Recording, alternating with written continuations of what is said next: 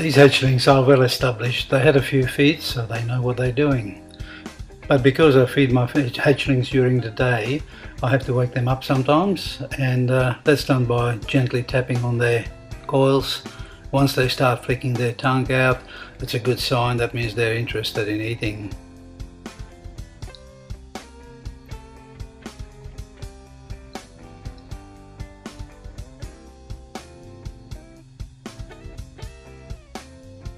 Sometimes they need to be provoked into a bit of a defensive strike, which helps. Once they get the pinky in their mouth, all good.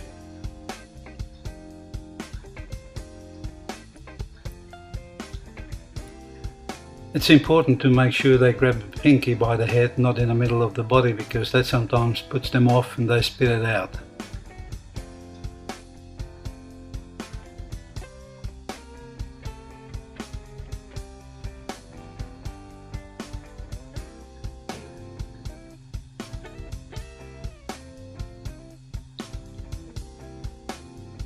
Now sometimes it takes a little bit more than just a little tap on the side of the body. Sometimes you have to rub them, you have to stir them up, and it often looks quite rough, but they're tough little soldiers. As long as they keep flicking their tongue out, it's a good sign. That means they're interested, they just don't know what to do. And it can take quite a while, and that's where a lot of people make a mistake. They give up too soon. You just have to persevere.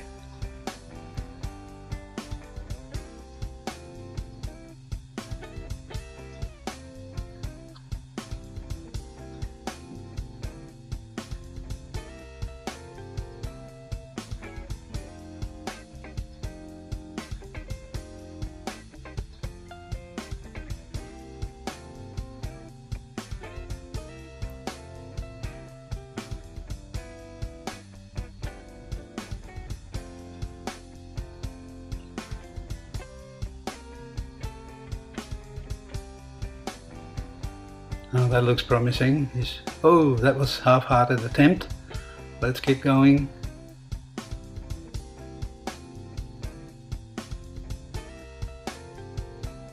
And he's got it. All good.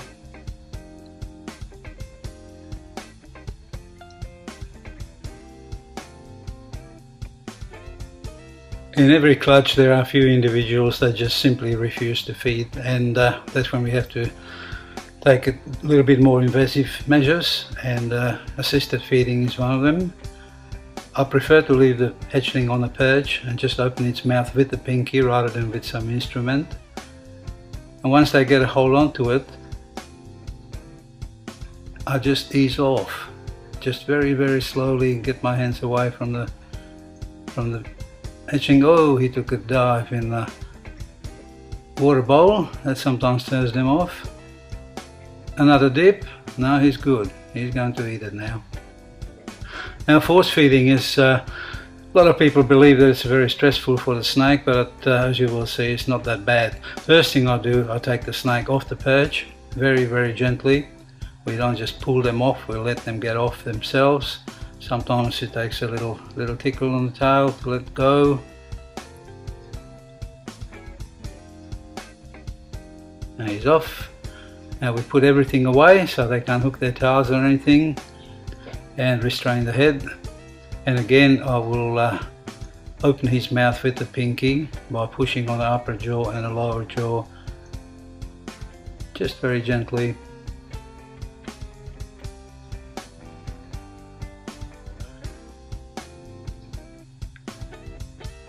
Now you didn't see it, but I just dipped the forceps in the water, which helps to lubricate the pinky, and down it goes. I'm moving the snake up and down a little bit because he's hooking his tail on the edge of the table, which is something I don't want. Now we've got to make sure the body is not twisted in the palm of my hand, and just work it down very, very slowly.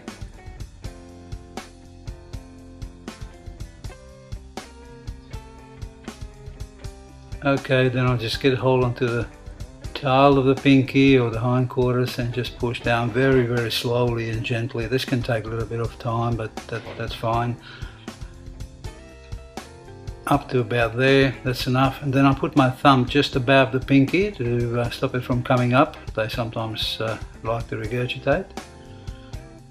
And very important thing is to put the snake back in the perch, back on the perch, so he doesn't hang his head down, because when they do that they're very likely to regurgitate. Now I don't see any stress at all. The snake is quite alert, but he's relaxed, he's flicking his tongue out, he's looking for a way out, and within a few minutes he will be sitting on the perch digesting.